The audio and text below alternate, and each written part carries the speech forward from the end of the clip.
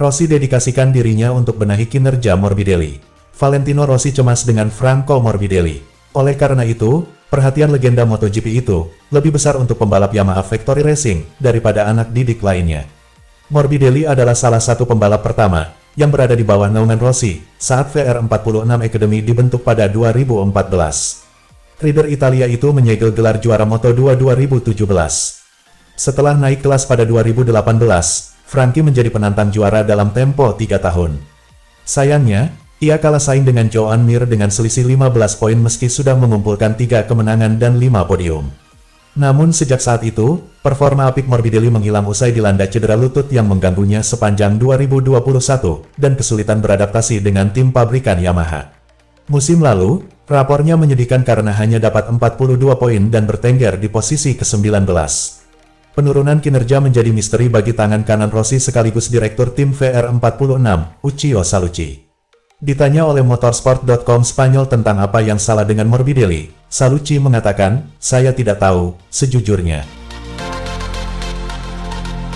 Jika boleh jujur, saya tidak bisa menjawab pertanyaan Anda. Saya akan memberitahu Anda satu hal, Akademi dan Vale secara pribadi, saat ini 60% fokus pada Franco Morbidelli dan 40% pada pembalap lain. Kami banyak bekerja dengannya, itu tidak mudah, tapi saya tidak bisa menjawab pertanyaan Anda tentang apa yang salah dengannya. Ini bukan hanya satu hal, ini adalah banyak hal kecil yang datang bersamaan yang tidak dapat kami pahami. Kami berharap tahun ini ia bisa tampil kompetitif. Tapi sekarang, sayangnya, saya tidak bisa memberikan jawaban." Pembalap 28 tahun itu menandatangani kontrak 2 tahun dengan Yamaha pada pertengahan 2021, yang membuatnya tetap berada di skuad pabrikan hingga 2023 meski mengalami kesulitan musim lalu. Bulan lalu, Motorsport.com mengungkapkan bahwa Yamaha telah melakukan kontak dengan pemenang balapan Moto2, Alonso Lopez, yang awalnya merupakan calon pembalap satelit potensial. Jika Yamaha tidak dapat mengamankan mitra satelit musim 2024, dengan hubungan dengan VR46, yang dikontrak Ducati hingga akhir 2024, berulang kali disebut dan dibantah dan Morbidelli terus berjuang, dia bisa menemukan kursinya di skuad pabrikan terancam.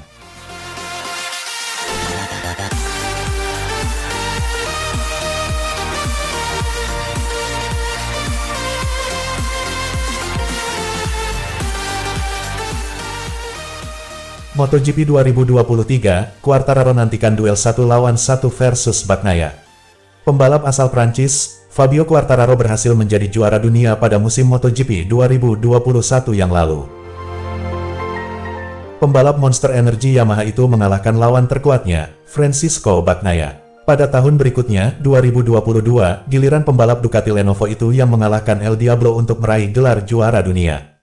Meski demikian, keduanya tidak pernah benar-benar terlibat dalam duel 1 lawan 1. Hal ini dituturkan langsung oleh Quartararo, di mana dia mengatakan bahwa belum pernah melakukan duel yang benar-benar hebat di MotoGP. Dia berharap kedepannya akan ada pertarungan 1 lawan 1 versus Bagnaia. "Saya tidak pernah benar-benar melakukan pertarungan hebat di track 1 lawan 1 dengan Pecco karena terkadang saya menang dan dia jatuh, atau saya jatuh dan dia menang," ucap Quartararo berbicara kepada Lidive dari NBC Motorsports.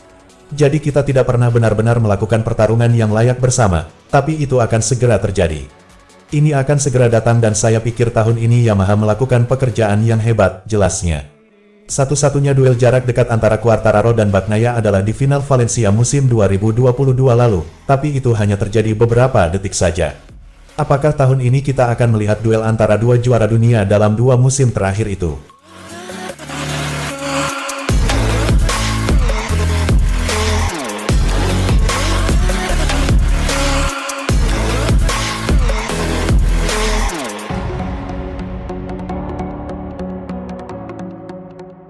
MotoGP 2023, KTM tak senang, Miller lambat, Binder terkejut. Tim pabrikan Red Bull KTM Factory Racing menyelesaikan serangkaian tes pramusim dengan perasaan kecewa. Kedua pembalap mereka belum tampil maksimal dengan motor baru. Brad Binder bahkan terkejut dengan karakter mesin RC16 yang baru. Sedangkan Jack Miller masih lambat meski mengklaim semakin nyaman di atas motor Austria itu. Manajer tim, Francisco Gaidotti mengakui bahwa mereka masih jauh dari kata siap menjelang pembuka musim 2023. Binder memang berhasil menembus urutan ke-9 di tes terakhir, tapi itu belum cukup. Sementara Miller yang baru bergabung, terjebak di barisan belakang di urutan ke-17 dengan gap plus 0,941 detik dari rider terdepan. Kami tidak senang, tentu saja kita tidak berada di tempat yang kita inginkan. Kami menghadapi beberapa masalah yang tidak terduga. Jadi kita harus benar-benar memahami perilaku aneh ini, dan menyelesaikannya dengan cepat, karena kita memang jauh, kata Gaidotti kepada MotoGP.com. Kami tahu kami tidak bisa menutup gap dalam satu musim dingin, tapi kemudian kami mungkin kehilangan lebih banyak, dan kami harus memahaminya dengan lebih baik. Perasaan pembalap dari pihak Miller tidak terlalu buruk, tapi masih lambat. Dia mendapatkan kepercayaan diri dan kecepatan run by run, tapi tentu saja itu masih belum cukup. Bagi Brad, ini kejutan besar baginya karena ini bukan motor yang biasa dia kendarai, dan perasaannya benar-benar berbeda. Kami tidak punya cukup waktu untuk mungkin menyelesaikan semuanya, tapi yang pasti kami harus menyelesaikan sesuatu, dan memberi para pembalap paket yang lebih baik untuk balapan pertama, harap pria Italia itu. Sementara Miller bersikeras dia semakin nyaman di KTM setiap hari, dengan Binder merasa bahwa perbaikan pada kecepatan menikung RC16 telah mengakibatkan masalah grip belakang.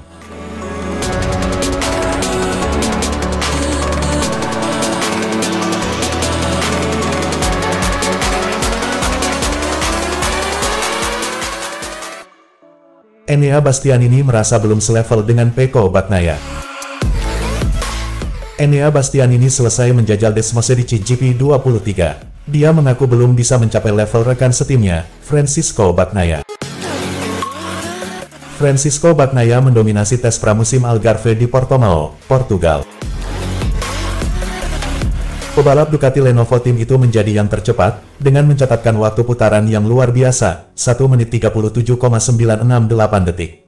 Bagnaia mendapat hasil positif dari Desmosedici GP23 miliknya, dan menyatakan dirinya puas dengan pekerjaan yang diselesaikan bersama timnya. Saya senang dengan 5 hari tes pramusim berjalan, termasuk 3 hari di Malaysia bulan lalu. Kami meningkat di setiap sesi dan menyelesaikan program kerja kami, ujar Bagnaia. Ada 7 rider Ducati di posisi 8 besar. Johan Zarco, Pramac Racing, finish kedua di belakang Bagnaia. Sementara Luca Marini, VR46 Racing Team, finish keempat di depan rekan setimnya Marco Bezzecchi. Di belakang Bastianini ada Alex Marquez Gresini Racing, di urutan ke-7 dan Jorge Martin, Pramac Racing, di urutan ke-8. Enea Bastianini menorehkan waktu 1 menit 38,373 detik dengan melahap 118 putaran. Dia memiliki selisih 0,405 detik dari Francisco Bagnaia. 2 hari ini positif meskipun kami benar-benar tidak beruntung kemarin. Hari ini kami memulai dengan mentalitas yang berbeda, yang memungkinkan kami untuk langsung mengambil langkah besar ke depan, dan secara umum, kami bekerja dengan sangat baik, kata Bastianini. Saya senang dengan kecepatannya, tetapi juga dengan perburuan waktunya. Saya hanya melakukan serangan waktu, tidak pada level Pecco, tapi juga tidak buruk, ucap pebalap yang dipanggil Bestia.